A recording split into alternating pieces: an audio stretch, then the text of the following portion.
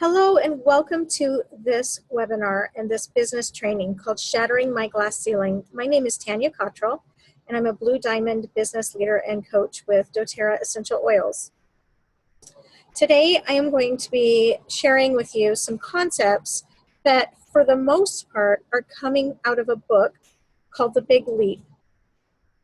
This is a fantastic book, and so if you want to investigate it a little bit farther, I suggest reading the full book. It is by an author named Gay Hendrickson, I believe.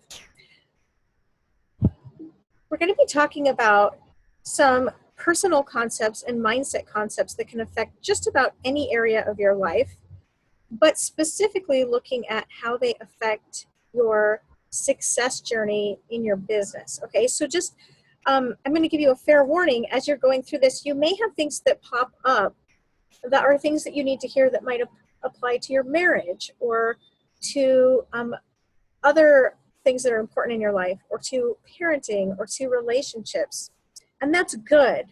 We want to be people that are open to finding areas of growth that we need in our lives in all areas. So I encourage you to be flexible with that and to take this in and find how it applies to what's popping up in your mind. Oftentimes, you'll find that these issues will overlap in several areas. So you might find something that's a struggle in your marriage and find that you're kind of stuck in some issues, but that's also affecting your business as well, because it has to do with what's going on in your mind. So just be open and see what you learn about yourself and what you discover through our time together.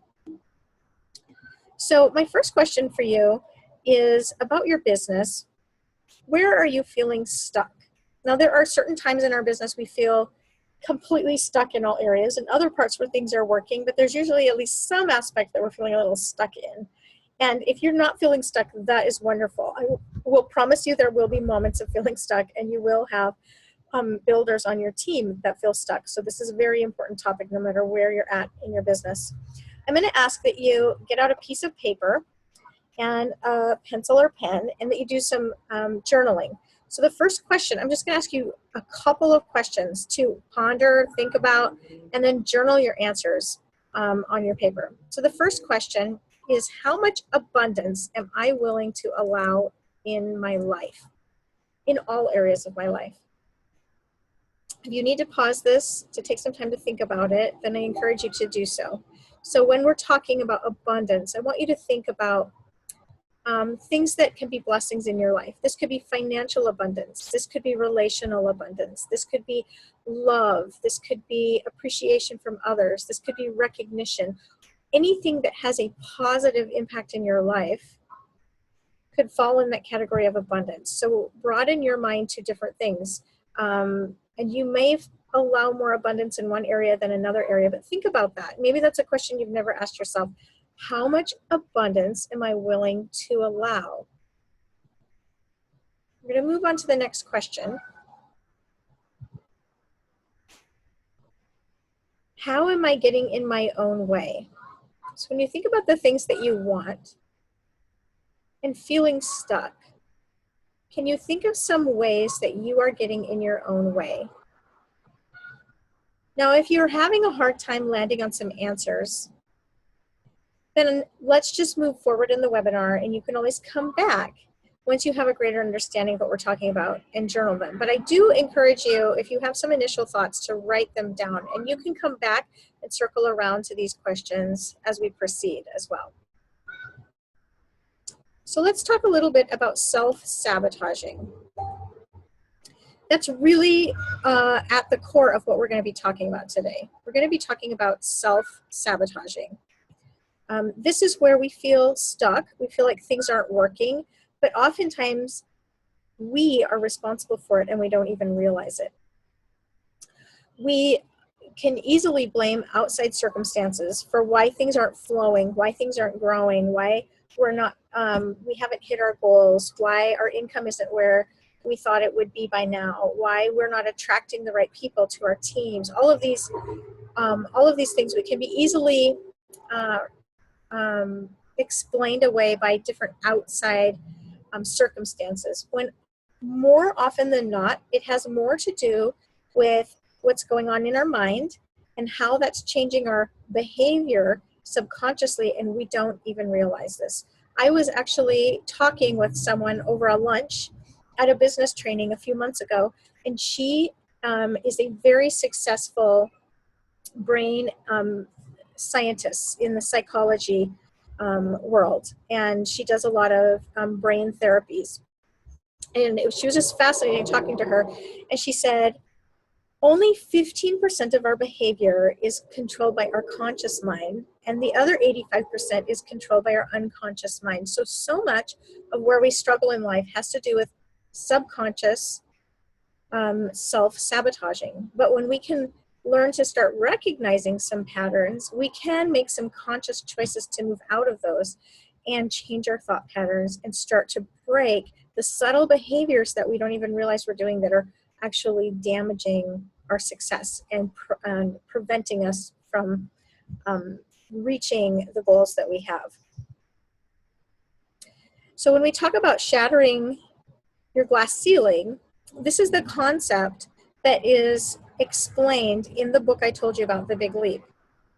He refers to the glass ceiling as a limit that is preventing you from reaching a higher point that you're aspiring to, whether it's in a relationship or in a business goal or whatnot. You're trying to move up, you're trying to progress, and you don't realize that there's a ceiling there. You don't see it because it's transparent, but you keep hitting it and it keeps pushing you back down, and you can't figure out why you're not reaching that goal. You're not reaching beyond that point. And so until you recognize and start to see where that ceiling is and learn how to shatter through it, you'll never get there. So we're going to be talking all about finding that glass ceiling, identifying it in our life, and then taking steps to moving forward so that we don't subconsciously keep banging into that ceiling and sabotaging ourselves back down. So another way to look at this is with the term upper limit. So the glass ceiling or the upper limit would be synonyms, so to speak. They mean the same thing. Okay, these terms are both terms used to refer to the same thing. It means that there's a point when you're progressing along and you're moving forward and a certain amount of abundance is happening in your life when you hit this upper limit and you don't even realize that you hit it. And then all of a sudden things aren't going so well and you feel like you just took, one step forward, two steps back. Have you ever felt that? Have you ever noticed that happening? You might actually have a day that has just been going well, or a week or a month that's been going really, really well. And maybe you even, let's just take your marriage, for example. Let's say you've been just feeling so intimate and close, and maybe you just got back from a wonderful date or a trip, and you're feeling like your relationship is just really at a good point, and you've taken it just a step deeper in intimacy and connection. And then all of a sudden a fight just springs out of nowhere and it just ruins the whole thing. Oftentimes we are excited and embracing something good happening in our life, some progression, and then some sort of upper limit or fear or limiting belief that we hold in our subconscious is stopping us.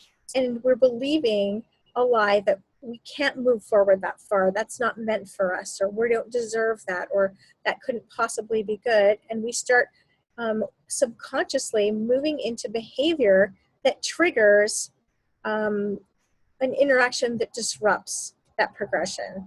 That can happen in any area of our life, and then we don't even recognize it because it's the glass ceiling. And we think, gosh, it was going so well. Why doesn't this ever last? Why can't we ever get past this point? Why does this issue keep coming up? Why does this argument keep coming up? Something to that effect. So the upper limit problem is referring to this glass ceiling that people don't know exists. And so the big problem is that we don't see it. That's the biggest problem of all. So let me explain a little bit about how it works, okay? Each of us has an inner thermostat setting in our subconscious, whether we realize it or not, that determines how much love, how much success, how much creativity, how much money, how much freedom, you can name any good part of our lives, any aspect, and that could be inserted into that blank. But how much acceptance, how much recognition, how much financial freedom we can allow ourselves to enjoy before we hit a point where we feel uncomfortable, undeserving, we feel like it's not okay for us to have that. So wherever that thermostat is set, you will be just fine increasing that abundance in your life until you hit that mark that says you can't have any more. Your subconscious is saying it's not safe or it's not comfortable to have any more. And then without realizing it, you're going to start having thought patterns and behavior that's going to move you backwards in progression.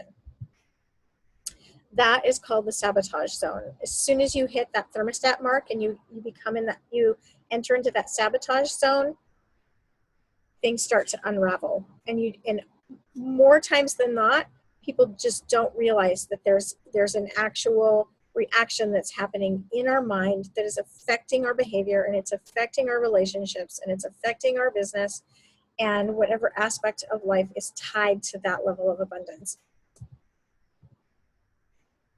Okay, so let's look at this as a progression.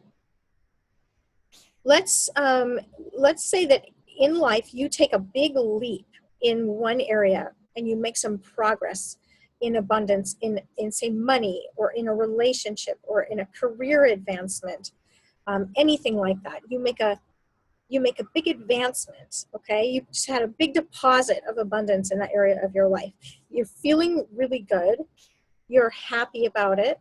The emotional response is very positive in your life. Things seem to be going well. You expect it to continue to get better. But then, without you realizing it, you hit that thermostat point. You hit that glass ceiling. And you don't even realize that it happens because you hit a point where you've maybe never had that much money or relational success or whatnot before. And all of a sudden, something creeps into your mind called guilt. And you don't really see it coming, but you have something new, and all of a sudden you're hit with feelings of guilt that you don't deserve it, or you shouldn't have it. Or it might go as extreme as to think this is not ethical for me to have this, or it's not moral, or this is very selfish for me to have this. You start to feel not okay having this new level of abundance in your life. That's when the subconscious kicks in and the self-sabotaging begins. Okay, you experience the good feelings to begin with. You cross that thermostat. The upper limit problem kicks in. It prevents you from enjoying your new abundance. Guilt is how our minds hold a painful grip on the conduit through which our good feelings flow. So when your good feelings are flowing, guilt goes in and constricts that, so to speak, and it doesn't let those good feelings flow in. Okay, in the Big Leap book, the author gives a wonderful demonstration or an example of a time when his teenage daughter went off to a camp, and he was thrilled for her. And he, while she was gone, he was sitting in his office just thinking about her, and just thinking about what a wonderful daughter she was, and how blessed he was to have her, and how happy he was that she's had this opportunity, and how much fun she must be having at camp. And he just kind of reached this new point of feeling really, really good about his relationship with his daughter. And he was just enjoying the feeling, the reflection on his parenting journey with her. And suddenly, intense worry came over him. And he thought of her sitting at camp and thought, what if she hasn't made any friends yet? What if something terrible has happened and I have no idea, and I won't know for a whole week? She could be miserable. She could be really suffering. And he got very worried, and he just became consumed with worry to where the point he was actually calling the camp to check on her. And the counselors assured him, oh, she's made friends. She's doing well. It's harder on the parents than it is on the kids. And it got him thinking, why did I do that? I was having a wonderful day. I was reflecting very positively on my relationship with my daughter and how much fun she would be having. And then suddenly I was consumed with guilt for sending her to this camp and worry over it that was not rational. And my day and my feelings and the level of abundance I was feeling in that relationship was suddenly completely sabotaged. And it ruined the rest of my day, and it put me in a state of anxiety. And then he realized that he had hit a point in that relationship that was more meaningful and made him feel better than he ever had in that relationship. And he hit that all-time high. And there was some things in his past and his subconscious beliefs and some limitations that didn't feel okay to just be in a place of reflecting and experiencing that abundance of parenting and feeling that level of peace. And so all of a sudden the unrest started to come in and the guilt started to come in. Once he recognized it, he was able to work through that and realize why he was not allowing himself subconsciously to enjoy the fruits of that relationship. And he was able to kind of move through that and take their relationship to a new level. Part of the upper limit problem has a lot to do with our background in childhood. The thermostat is more often than not set actually early in childhood. It's just how our personal development, our childhood development, and our brain development works. Our upper limit problem develops with attempts to take care of the feelings of others. So this is something that children take on very deeply, all right? We, as children, took on a responsibility to take care of the feelings of others, some more than others, and for different reasons and different types of relationships. When that happens, we start to form these beliefs that cement themselves deep in our subconscious mind that shape how we see ourselves, what we're allowed to have, and how this affects other people around us. And it's something that is usually intended for good, and it's usually intended to help those that we love. It's often intended in an experience to self-protect. It's part of our brain and our makeup to self-protect in difficult circumstances. But then when it's carried on to adulthood in new circumstances where that's not needed anymore, it can actually be something that just trips us up. And it can become that limiting belief that puts that ceiling there and prevents us from reaching the things that we're really pursuing and working hard for. So we're going to look at 4 hidden barriers that you might recognize one or more of these in your life. It's different people can identify with different ones, but there are 4 general categories of false belief that are based on fear that create these limiting upper limit glass ceilings. Okay, the first one is feeling fundamentally flawed. Here's the thought pattern that goes with the feeling fundamentally flawed in your subconscious. The thought pattern is, given that I am fundamentally flawed or wrong, fundamentally wrong or fundamentally bad, etc., how can I possibly be this happy, rich, creative, etc.? So when abundance comes in, but you believe that you're fundamentally flawed or inferior or bad or undeserving, then all of a sudden you have this interpersonal crisis because it doesn't match up what you believe that you are deserving of. Now, I think that there is some deep truth in this. I want to add a little bit of my own perspective that varies slightly from the author of the book I referenced. I really believe that we are truly all fundamentally flawed, but the lie that creates the problem is when we believe that we are uniquely flawed in comparison to others. None of us are perfect. We all have those flaws. And so I want to really be, I want to be really clear in that truth and in my perspective on that. But when we look at the rest of the people around the world, around us, and we think, you know, most people have it together. Most people really know how to live their life successfully, but I'm uniquely flawed in comparison to them. And I'm not deserving to have abundance in my life. The truth is that we can all be used to do great things with God's help. when we stop the self-sabotaging and we allow ourselves to move past that thermostat setting so that we can receive the abundance. I believe that we are meant to receive abundance. So when we can get past the belief that we are hopelessly flawed and other people have it together, but we can't possibly have it together because we are uniquely flawed, and we embrace the fact that I need to be boosted up. I need to be strengthened with God's help. I can get past these flaws and I can actually be used to do great things in my life. Okay, now the second hidden barrier is called disloyalty and abandonment.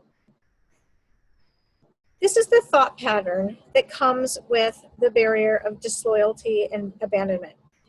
Someone with this barrier would be thinking in their subconscious mind, I cannot expand to my full success because it would cause me to end up all alone, be disloyal to my roots, and leave behind people from my past. So this is where there's an inner conflict and a fear that success is going to cause a loss of relationships or some sort of disloyalty to loved ones. Here are some questions to ask yourself to discover why you're feeling this way. Did I ever break the family's unspoken or spoken rules to get where I am? Can you see where a lot of guilt would come in if there were certain beliefs and things that families either said or without even saying created boundaries or rules, and those that maybe move into that feel as if they've broken something, some sort of core value of their family and their background. Even though I am successful, did I fail to meet the expectations my parents had of me? It's interesting how so many people that have achieved great success still harbor this feeling of guilt that their family is disappointed in them because perhaps they didn't follow the expectations that their family had. So if you had a family who everyone in the family became successful doctors, and that wasn't what you felt called to, and you went out and you became a successful artist, for example, maybe even well-renowned, very successful, maybe you have money, recognition, all of that, but it's not something that your family necessarily values, and you didn't live up to the expectations that they had, you can live highly dysfunctional with a lot of guilt and a lot of self-sabotaging. So if you answered yes to either of those questions, you're likely you're likely to feel guilty now or later as you expand into more and more success. So the more success you have, the more this kind of ugly monster, raises its head in your subconscious. You're likely to feel at a really deep subconscious level that your quest for a successful life that is based on your own terms has really come at the cost of leaving behind your roots and being disloyal to those who loved you.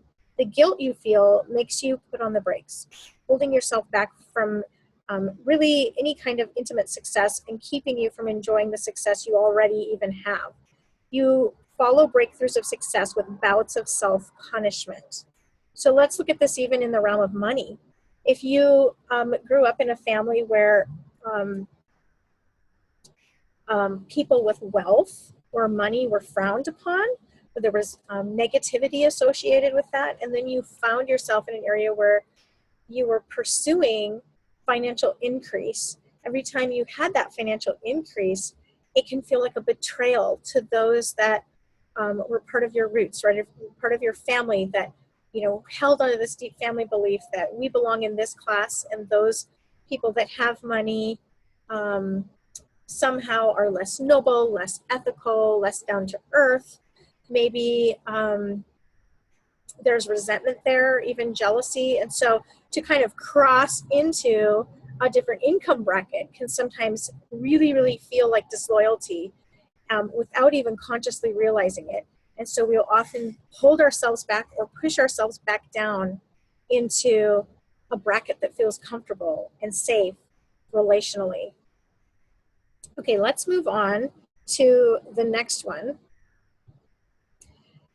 This one you could identify as more success equals more burden. This is the belief that you're going to create more burden for yourself or for loved ones the farther up you climb in your success. Here's the thought pattern. I can't expand to my highest potential because I'd be given even a bigger burden, or excuse me, I can't expand to my highest potential because I would become an even bigger burden than I am right now. So if you have a background where you're not really understood, your path isn't understood, it doesn't match maybe where your family background is, and they don't really know how to handle the direction that you're going in, they don't see eye to eye, and the more you progress in that, it seems to create a deeper emotional burden for family members, then this is where this can creep in. So if your path in life or your level of happiness is a contrast to some of your loved ones, and then it creates more of a feeling of contradiction or a feeling of discomfort for them, that can be felt to you as guilt because you're feeling like you're putting a burden on them. You're making them uncomfortable with your level of success. And so again, that guilt comes in, that self-sabotaging comes in, because we really want to hold them in a place that they feel comfortable and safe. And we don't want our success to infringe on their feelings of comfort when they're interacting with us in our relationship. Okay, the fourth one is the crime of outshining. And this is treated as a crime often by loved ones, or was treated as a crime in childhood. And of course, none of this is meant to blame parents or our loved ones. It's just human nature, and it's done subconsciously. No one intends to create these self-sabotaging patterns, but it's just the way that words and beliefs and family values and the baggage that we each carry and bring to the table in relationships can affect people, especially young children, and then we can carry that for life. So let's talk about the crime of outshining. The thought pattern with this hidden barrier is, I must not expand to my full success, because if I did, I would outshine so-and-so and make him or her look or feel bad. This is a very common hidden barrier that happens amongst gifted and talented children. They get this message from the parents: don't shine too much or you'll make others feel bad or look bad. Okay, this is one I can speak into it just a little bit, because I felt, well, my background, I was very talented in art, and as was my sister and my mother. She was an artist, and so my sister and I really inherited some of those abilities. And not only did we inherit them, but we had her wonderful nurturing of that and teaching of that, and we just learned a lot about art growing up and had a lot of experience doing it. And so we became a lot more gifted in that area than a lot of our peers at the same age. And so with good intention, my mom would sometimes enter us in the annual art show at our county fair, which she helped with and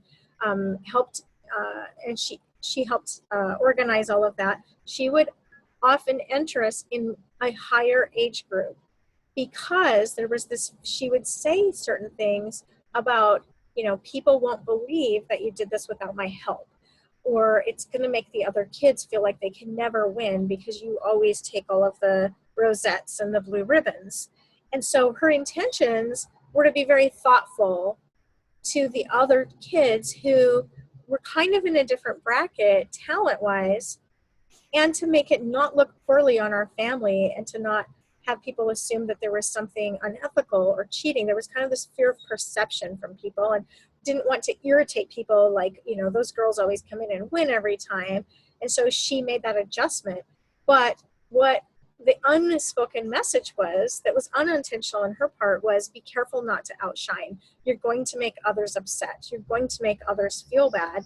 And so that's something that I will creep up in my life from now and then. It's not a huge obstacle, but that was something that I noticed when I was studying this, that, okay, I remember some of that, and I can see points in my life where I have held back.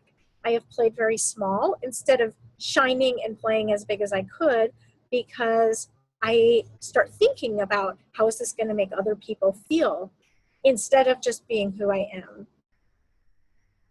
So what happens with the crime of outshining is that a child will grow up and carry into their adult life a fear of stealing attention from other family members, especially, or from others around them. So they turn down the volume so that others don't feel threatened by it.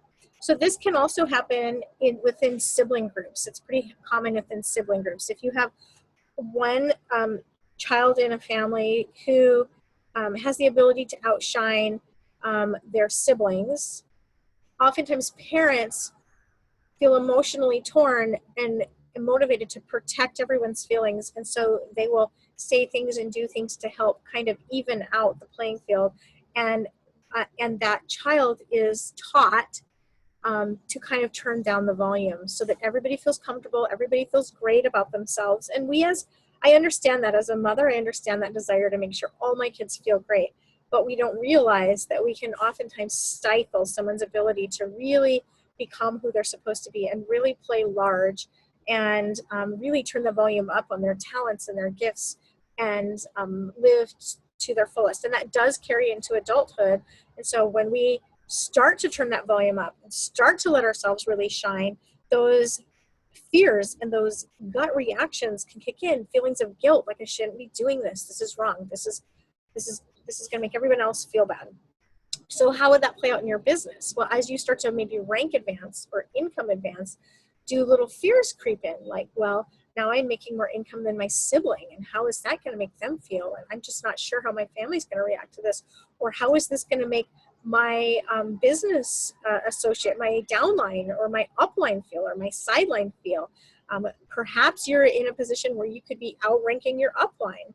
That happens, and it can feel a little awkward if you have a little bit of this belief to feel like, I don't know that I really should be pushing. Maybe I should hold back. It can make you feel like you're leaving others behind, and that can easily become a pattern of self-sabotaging. Okay, so let's move on to that. We're going to look at signs that you can tell that you are beginning to self-sabotage. We're going to go through a list. These are symptoms that you're in the self-sabotage zone. Intense worry over things. Criticism or blame of others. When we start to shift our lack of success onto others, that can be a sign. Squabbling in a relationship. The criticism and blame can also be relational. When we're squabbling with a loved one or someone we're in a relationship with, it's usually tied to some sort of sabotaging of moving that relationship into a point of deeper connection. Sickness and injury can actually sometimes happen, and we don't even realize that we are kind of inviting it into our lives. And there's such a connection between the emotions and the brain and the physical. This can be very hard to identify, but people who enter into a deep level of self-sabotaging will oftentimes start to struggle with sickness and injury. Now, not all sickness and injury is self-inflicted in that sense, but it can actually happen. Hiding significant feelings. If you're stuffing feelings, that's a sign. Not keeping agreements. Not speaking significant truths to relevant people. Deflecting. Here's what deflecting is. It's the inability to really accept praise or compliments or recognition. So when someone compliments you and tells you, wow, you're fantastic at that, and you can't just say, thank you, I worked really hard, I really appreciate your compliment. Instead, you have to explain it away and say, oh, it really was nothing. It was just luck. it's not the best, you know, so and so's better, or there's some sort of, you take the compliment and then you smash it and you deflect it away from yourself. When you can't actually, with gratitude, take a compliment and enjoy it, you deflect it away instead, and you reason away why it really isn't anything that you should take credit for or feel great. That's a sign that you're hitting an upper limit. Okay, there's this concept of zones, and this is really interesting.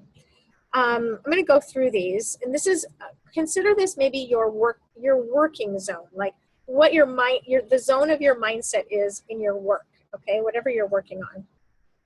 There is a zone of incompetence. That is a very stressful place to be. If you're in the zone of incompetence, it means you're struggling with a lot of failure. Then there's a zone of competence. You're not dealing with failure. You're handling things fine.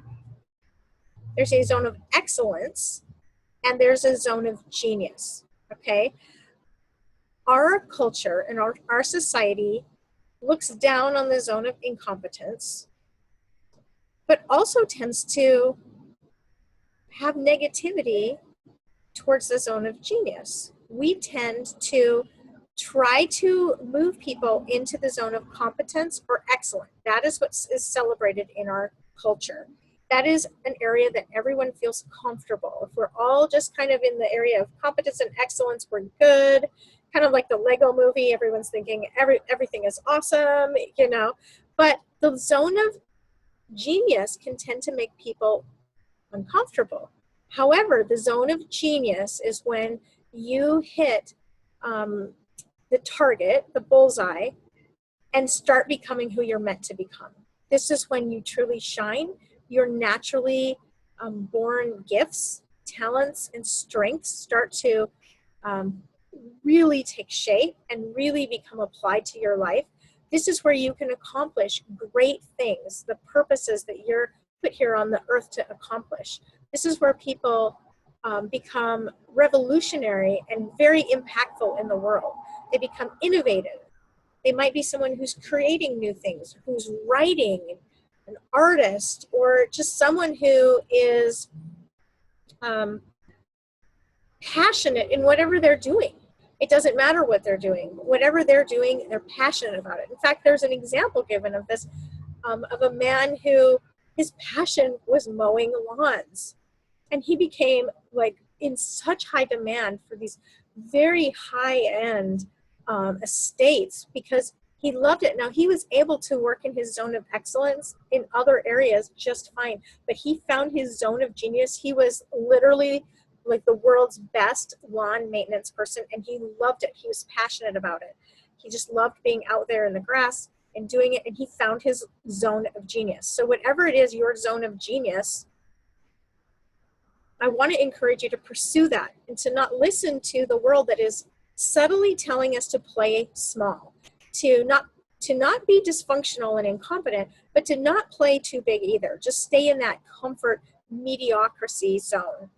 Go for the zone of genius. Now, how does that play into our doTERRA business? You know, you might have a passion for photography or a passion for cooking, and that has something to do with your zone of genius. I want you to pursue that. Does doTERRA fit in? Well, I can't speak into everyone's journey, but most people are in this process, I believe, for a reason. And if you're watching this video and you're excited about building a doTERRA business, it could be that your zone of genius is found somewhere in the doTERRA process. And that's exciting. You're feeling drawn to this probably because it connects deeply with you somewhere. It could be that you do have another area that is related to your zone of genius, and doTERRA can be used as a vehicle to create the financial freedom and resourcing for you to be able to live that out. So I talked to someone once who was building their business, but she felt very conflicted because she said, my passion is photography, and I've been struggling to get my photography business off the ground for years. And I'm so worried building a doTERRA business is going to distract me from that, and I will never reach my dreams in photography. But I do love the idea of building a doTERRA business. We need the income. I love the oils. I want to share them with people. And when we sat down and looked at it together, I said, I don't think it's an either or here. I think it's a both and. Can you see how your doTERRA journey could be an answer to the problem you've been struggling with in your photography business. If you had more finances to pour into your photography business, and you had time freedom, so you were able to end up dropping some of these other odd jobs that you had that were supporting you and your family, what would that do for your photography business? She said, I'd finally have the time freedom to invest into it. I'd finally have the finances to do the marketing and the equipment that I need to get it off the ground. So then it became very exciting for her because she found that her zone of genius had something to do with doTERRA, and it had to do with her photography business and her passion. Oftentimes, the limitations that hold us back from our zone of genius can be found in a story. These stories are not written down. They're oral stories, or even unspoken. Well, they're not unspoken, but they're maybe not identified as stories, but they're things that have been said in our families, in our lives, that create stories in our heart, in our mind, that then create these beliefs and these limitations. So here are some questions to identify limitation stories that you might be kind of harboring within yourself. Where do I feel out of integrity with myself? Again, if you need to stop and journal and pause, go for it. What is keeping me from feeling complete and whole? What important feelings am I not letting into my awareness? Where in my life am I not telling the full truth to others or to even myself? Where in my life have I not kept my promises? In my relationship with, and you can fill in the blank with someone, what do I need to do or say to feel complete and whole?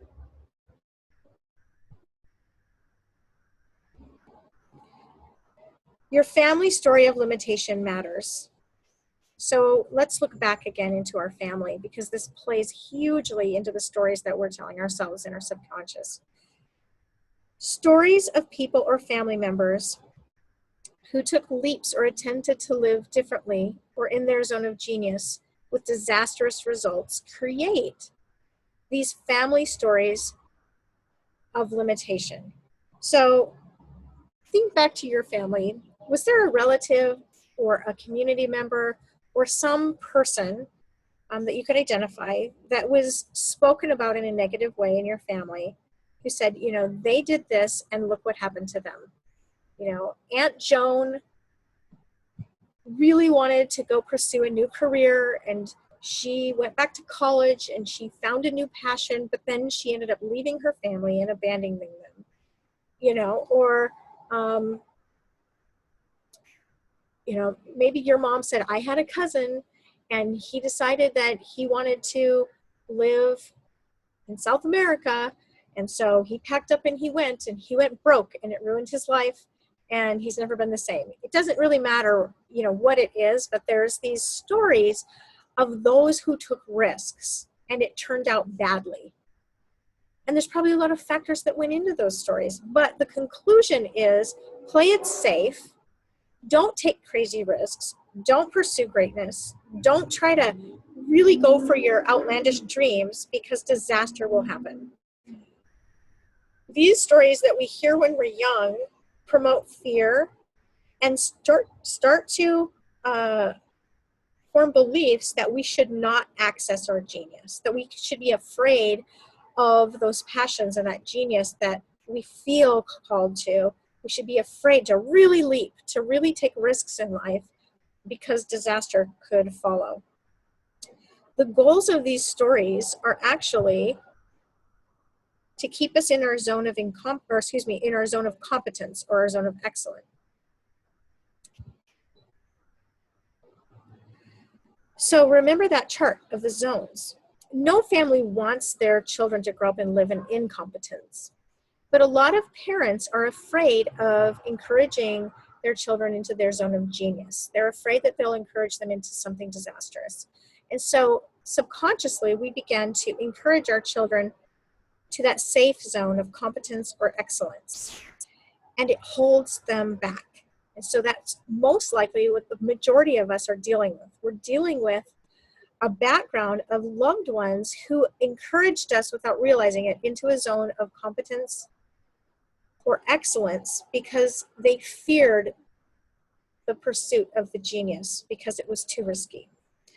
So once you identify your family story or family stories of why you shouldn't access your genius, then you have to lose your fascination with it. You have to consciously decide, I love my family, or, I don't know what your background is and how you feel about them, but you can love your family and have respect for them, and you can still recognize there were some warped perceptions and there was some fear there, and I'm going to choose to live without that fear. And I'm not going to think about that story or let that that fear associated with it dictate how much I pursue the greatness that I know that's in me.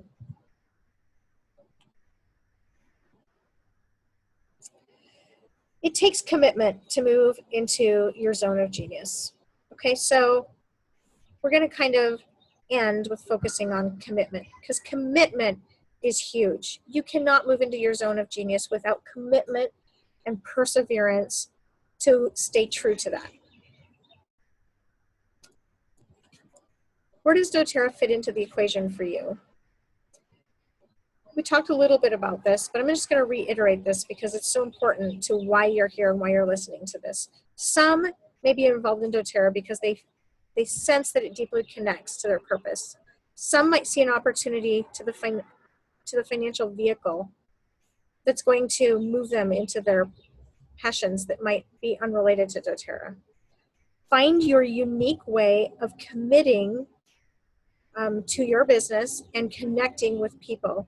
Build through your strengths and find joy in the journey. I want to encourage you to think about the areas in your business that you feel guilty. And I want you to identify them and choose to not feel guilty. Guilt will sabotage your business every time. I personally made a choice years ago that I was not going to allow guilt to be part of my life. It sabotages my relationships. It sabotages my interpersonal health with myself. It sabotages my relationship with God.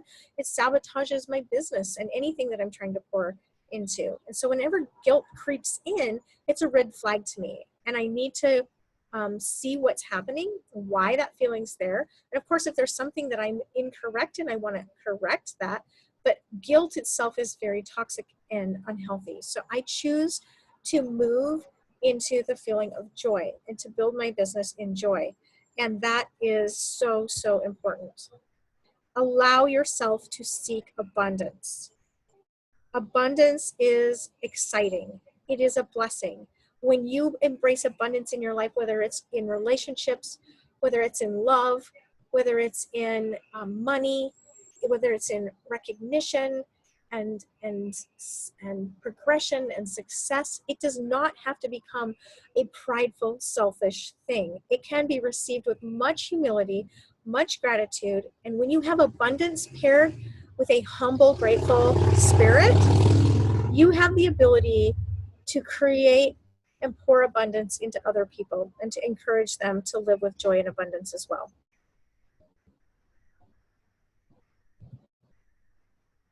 Here's some questions to ask yourself about your business. Is your business fun? What are you personally creating? Are you making it you? Does it feel good that it's you? Do you have your own fingerprint on your business? What part of your business do you love the most? What is your unique ability? Now, if you don't understand that question or know the answer, I'll explain it in a minute. So we'll come back to, we're going to explain it right now. Moving on to the next slide. I thought I had one more point, but I don't. Your unique ability is really related to your unique giftings and talent. And when you can find in your work areas that you're naturally gifted at, they will make you excited and you will enjoy them. So here are some questions to ask yourself to identify your unique ability if you don't know what it is. So the first question is, I'm at my best when I'm, so in context of your business, when you're building your business, Think about when you feel the best about yourself. What aspect of your business does it feel like I'm at my best? When I'm at my best, the exact thing I'm doing is, now here's what we're doing. I'm going through these questions and we're getting a little deeper with each one. So think of like those Russian nesting dolls, how you open up one and then you open up the next and then you open up and you're getting down to the core. That's what we're doing here. So I'm at my best when I'm doing, or when I'm feeling or interacting. When I'm at my best, the exact thing I'm doing is, so get specific. Get specific. If you are at your best when you're teaching a class, what's the exact thing you're doing? Well, you're standing in a leadership position, you're influencing people, you're standing in front of a room, people are looking at you, you're speaking out. Okay, you're gonna get real detailed with this. When I'm doing that, the thing I love most about it is, think about how you feel. So if somebody really loves speaking and teaching a class, then they might notice, like, I love the feeling of empowering others. I love the looks on their faces when they discover something new. I love the way that I feel like I get to deliver wonderful, exciting news. I feel excited because there's new people sitting in the room and I know that my business is going to grow. Whatever it is, what do you love most about it? It could be, I'm at my best when I'm sharing the business opportunity with someone, or I'm at my best when I'm encouraging someone on my team who's feeling frustrated in their business. And when I can be that voice of encouragement, I feel like I'm good at that, and it makes me feel good. Whatever aspect it is, where do you feel like you're at your best? And then dig deeper, get farther to the core to figure out, what is it about you? Where are your strengths? Where is your unique ability showing up in your business? I really, really encourage you to take a Strengths Finder test through a company called Gallup. Gallup Strengths Finder test. You can Google it and find it. It's not expensive. I think it is. I thought it was $15. I was recently told the price went up, but I don't know how high. But it's somewhere in that zone. To just take. It takes like 20 to 40 minutes to take the test, and you find your top 5 strengths out of 30 some strengths. And this test is the best, in my opinion, for really, really identifying those natural strengths that you were born with, not what you've developed over time, but what you were born with. In fact, they say most people, if they retake the same test at different points in their life, the same 5 will come up for them, unless there's been some sort of major trauma disruption. I find that very fascinating, at least like the top 3. It was so helpful for me to figure out where my strengths are. And when I work with some of my key leaders, I have them actually take this so I can better understand them, and we can really play into those unique abilities in their business. It makes the abundance more achievable, and it makes the process a lot more joyful. Choose a new mantra. So when we have these self-sabotaging beliefs, it becomes a mantra in our mind that we're repeating. We don't even realize it. It's like a broken record. There's these limiting belief statements. It can be really, really hard to identify them. And once you do, you're like, oh my goodness, I say that to myself all the time. So think about that. Try to discover what you're believing, like something that you feel like you're failing at or you're stuck at. And you can say, well, when I do this, then I believe, this is going to be the result. Something like that will help you identify those negative limiting beliefs. But choose a new statement to roll through your mind. And so in order to actually change those pathways and begin to think it subconsciously, you have to actually verbalize it out every day until it starts to become part of you. So this is the one that I took from the Big Leap book, and he suggests that everybody start with this one. It's a very generic, and it can be applied to any area of your life, and it's a great one to start with. And then you can get more and more specific after this becomes habitual. So practice saying this a couple times a day, probably more than a couple of times. Maybe say it several times in the morning and again at night. I apologize, there's a typo here. There should be the word am there. I am expanding abundance, success, and love every day as I inspire those around me to do the same. I am expanding abundance, success, and love every day as I inspire those around me to do the same.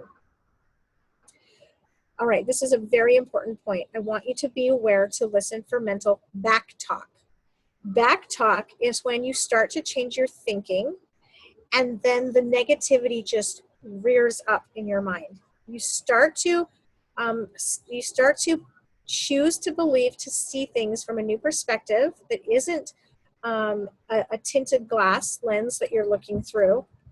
You choose to see it more truthfully and clearly and positively, and you start to speak this.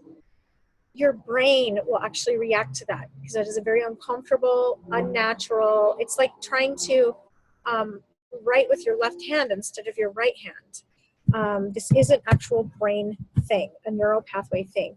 And you will start to have very negative thoughts that are going to sabotage your mind, that are very self-condemning. They're going to tell you that, this isn't true, you can't do this, this will never work. It can get very specific about why it's not going to work and what circumstances are playing into it. When you start to notice this inner struggle in your mind, then remember that I told you this would happen. It's called mental backtalk. It will happen, and instead of getting freaked out by it and letting it sabotage you, stop, recognize it, and say it's not grounded in truth. This is mental backtalk happening, and this is proof that it's starting to work, that I'm starting to change my thoughts, and that is going to change my behavior, and that is going to change the results I have in my business and in my life. Refine your priorities and your commitments, all right? We're going to be talking about the behavioral things when we're stuck here. So you're working on your thoughts. Now what about the choices we make that affect our behavior? The first thing is to really be conscious of what we're saying yes to and what we're saying no to. We can't be successful in everything if we're committing to everything, all right? So get used to something called the enlightened no. The enlightened no is saying no to the things that are going to prevent us from saying yes to that we need to embrace in our life. So when we're saying yes to too many things, oftentimes the important things get shoved to the side, and we just make a millimeter of progress in them instead of a mile. And then we don't find that we're having any success or progress in our life. Commitment is one thing, but continual recommitment is where the magic happens. So in your business, you can't just commit to it and then kind of meander around, some days working on it and some days not. You have to continually recommit. Consciously, you have to, on a daily basis, say, am I going to be committed today to building my business? And we all know, you've heard the trainings, you don't have to work all day long on your business. But if you do those income generating activities and you say, you know what, I am going to contact a couple new people today. I am going to follow up. Am I committed to this or not? Am I committed to my diamond goal? Then I'm going to make 2 follow-up phone calls today. It's a recommitment process on a daily basis that will bring success. Remember, you're the boss of your business and your life. You create your results. When we're blaming other factors, other people and situations for our lack of results, we aren't owning the fact that we are in charge of our own life. You're the boss. Own it. Own your results. If you don't like the results you have, the first step is to own them and say, I've created my results. Yes, things happen. Yes, circumstances happen. Yes, things set us back. And some of us have really hard things in our corner, or nothing positive to encourage us in our corner. It doesn't matter what you have or what you don't have or what situation you're in or you're not in. No one's going to get you those results except you. So you have to choose to own the process, to be your boss, to create your results. In our business, we are the CEO. It doesn't matter who my upline is. It doesn't matter how fast my sideline is growing or not growing. It doesn't matter where I live. It doesn't matter what my time constraints are. It doesn't matter what my financial situation is. What matters is, how committed am I to owning the process of choosing to find a path of success despite my obstacles? How committed am I to the problem-solving process? We all have a unique set of problems to solve in order to succeed, and those who are committed to solving their problems, finding solutions, finding a way to make it work, are the ones that will actually have the success. So I know I heard a story of one of our diamond leaders who left an abusive marriage, highly abusive marriage, had two or three small children, was in a shelter for women and children, and chose to build a doTERRA business starting from nothing. She had no car. Her and her children would pack up their bags and the class supplies, and they would walk to teach classes. Sometimes they would walk a couple of miles in the snow to get somewhere to teach a class. She chose, in a situation where many people would say, there's no way I could do that. This is my circumstance. Other people are in a different boat and they have the ability to do that, but I'm in this situation. There's no way I could do that. Instead of blaming or writing off the opportunity, she chose to create her own results because no one else was going to do it. And she just chose to own the problem-solving process of overcoming her obstacles. So ask yourself, where in my life am I not taking full ownership? Let's talk about time. Oftentimes, we blame our lack of time for our inability to succeed. I want you to own your time, not just your circumstances, but also your time. The truth is, you're where time comes from. Time comes from the choices that you make. Okay, we all have the ability to make choices about our time. Now, I'm not saying there aren't obstacles. There aren't things that we have to. If you have a job and you have to do that, sometimes we have to put a certain amount of time into something. But we all have the ability to figure out what we're doing with the 24 hours that we all have in a day. Everyone has the same amount. We can't master our time crisis until we own our control and our role over the time that we're given here on earth. So I want to highly, highly prompt you to make the choice to end your battle with time scarcity. Sometimes we mentally struggle with financial scarcity and the feeling like we'll never have it and we'll never have enough. But sometimes we struggle with time scarcity. We're never going to have enough time. It's never going to work out for us. That kind of negativity will kill your business. Any kind of scarcity thinking like that will kill your business. All right? It's not inspiring. It's not attractive. And you're going to, day after day, feel like you're living in a sense of defeat. You're not taking ownership. You're not choosing to live with a sense of victory. You're living as a victim if you're letting your lack of time victimize you. You're where time comes from. Now, this is a concept that is broken out in the Big Leap book. He calls it Einstein time versus Newtonian time. So Newtonian time is based on this scarcity mindset. And I'm not going to get into the whole explanation of this. You can read the book if you want to. But it's based on time scarcity. That there's never enough. That time is something that's happening to us. That we are a victim of this lack of time. Einstein time is thinking of time as a resource that we're able to create more access to by the choices that we make. And it really connects with this ownership concept. So here are the things I am going to challenge you to do. I'm going to challenge you right now, today, to make a commitment to yourself and to those around you that you are going to stop complaining about time. So when people say, how are you? And you say, I'm so busy. That isn't attractive. That feels like anxiety.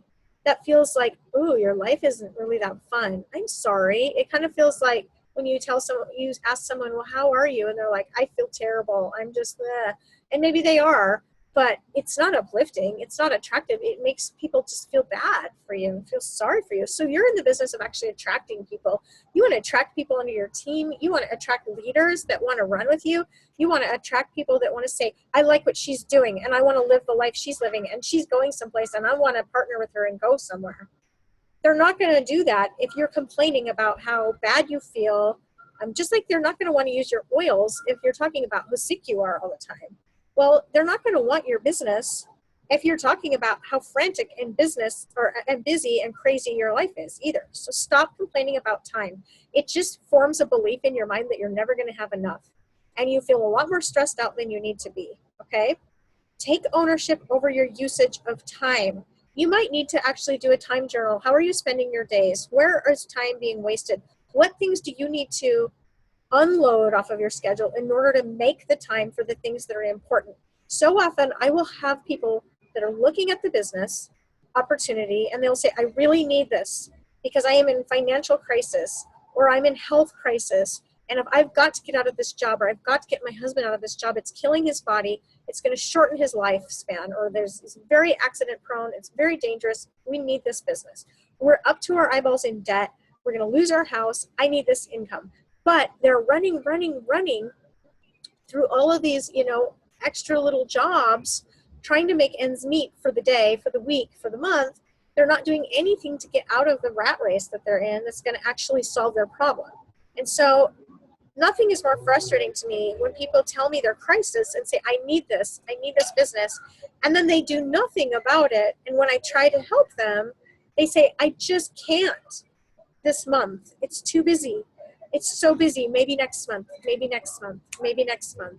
They never do anything about it. This is so common. And it's because they're not taking ownership over their usage of time. They're not being a problem solver to say, I don't know how this is going to work, but I have to make it work. So what am I going to do? So this was something I actually struggled with in my business. When I first started, I said, my problem is time. I would love to do this business, but I don't think I have enough time and I don't know what I can commit to because I have 4 small children. My youngest is 2 years old. I really don't want to put them in daycare. I don't want to spend the money on childcare either because we don't have it. I'm running my own salon that I'm working in 2 to 3 days a week. I'm working late nights and Saturdays to work my salon while my husband does his job during the day. Where am I going to find the time to build a business? I finally made the decision. I don't know how I'm going to do it, but I'm going to make the time. And that was when I sat down and I looked at my schedule and I said to myself, I'm going to have to get up 2 hours earlier than I am used to getting up. And I'm going to have to put in 2 hours of work before anyone else in my house wakes up. I'm going to get up at 5 a.m. and I'm going to do everything that doesn't involve a phone call at that time. If it's a text message, I'm going to put my phone in airplane mode. I'm going to send it and it'll just block it. But I'll have them all in queue that way. And then as soon as it's a reasonable time in the day, I'll hit copy, paste, and resend, and they'll go through at the right time. But I'll get all the prep work done. I'll do my training at that time. I'm going to create my class invitations. I'm going to do all my planning. I'm going to be tracking my back office. I'm going to do everything during that window of time. I'll make a few phone calls during the day, and I'm going to choose to spend about 2 evenings a week outside of the home teaching classes, which was hard for me because I was already working at least 1 evening a week and Saturdays. And I had to sacrifice time with my kids that I desperately wanted, but I knew it was temporary. And I told myself over and over again, this is temporary. I'm putting it in now because I'm going to get this time back tenfold when I'm able to close my salon, work part-time, and spend more time with my kids. And that's exactly what happened. It would never have happened if I would have stayed in a state of complaining about the time or saying, I would love to build this business, I just can't. I just don't have the time. My circumstances are such that it won't work for me. I want you to also ditch the time pressure, that feeling that we take on, and I'm guilty of this, I have to really be conscious of it, of time pressure. Are you going through your day kind of, think about your posture even in life. Are you kind of leaned forward a lot, kind of feeling like, go, go, go, go, go. Time pressure, time pressure, time pressure. Are you even snapping at people around you and your family because they're not moving fast enough and they don't understand how stressed out you are and how much you have to get done and how little time you have? Always this time pressure. It is, you actually can accomplish sometimes more in the same amount of time when you ditch the time pressure emotions and feeling and stop panicking so much and take a deep breath and stop stressing and just move through it and trust that process. And then finally, I want to challenge you, and this is really, really hard to do. I want to challenge you to eliminate a key phrase and not allow yourself to speak this out loud anymore. That phrase is, I don't have time to do that. I don't have time. I don't have time. Forbid yourself from saying that. Catch yourself when you say that and stop it. Change that behavior. It will do wonders for your life. So here's a story. Imagine you have an 8-year-old child who comes up to you while you're working and asks you if you would come play catch outside with him. And you say, I don't have time to do that right now because you have a lot of work to get done. Now we're going to change the story. Imagine that you're working and your child approaches you and says, I stepped on a nail and my foot is bleeding. You have the exact same amount of time that you had in the first scenario, but you would make the time needed to take care of your child's foot. The truth of the matter is that time wasn't the problem. The truth is that you didn't want to stop and play catch. You chose to work, but you did want to stop the bleeding. So it's all about choices. By using time as the culprit, you place yourself in the victim position in order to be polite. So when we have to say no to someone about something, instead of saying I don't have time and playing victim to time and blaming time, let's just own our own choices and say, I'm choosing not to do that right now because. And if you have to say no to a loved one because you have work to do, just be honest and say, I have this work to do. I'm not going to be able to do that right now. I'm not choosing to do that right now. You can make them feel better by saying when you can do that, all right? This plays into our business as well. Instead of saying, I don't have time to build my business and playing victim to time, how about we just say, I'm choosing not to focus on my business this month? What would happen to our mentality when we do that? Or even better, if we say, you know what? I'm going to choose to do my business. I'm going to make the time. I'm going to create the time to do it. Let's go back to that original page that you journaled on. I want you to pause and I want you to give it some more reflection now that you've kind of heard this unpacked and you're understanding it a little bit more. Go back and answer more specifically, how much abundance am I willing to allow? How am I getting in my own way? Is there anything more that you want to put down in there that you're understanding more about your mindset? Thank you for joining me today. I hope that this spoke to you in a way that was profound. It did to me. And everyone's discoveries about their own life is different. And I want to encourage you to find someone to discuss this with. Go to your upline, tell them what you've learned, tell them where you're self-sabotaging and ask for help and get accountability to give them passport to speak to you and notify you when they see these patterns coming back up, because it takes some time to break these habits. I'm excited to share this message with you because I think it has the power to really transform. And I hope that you are able to recognize your glass ceiling and shatter right through that and find your greatness and find your success.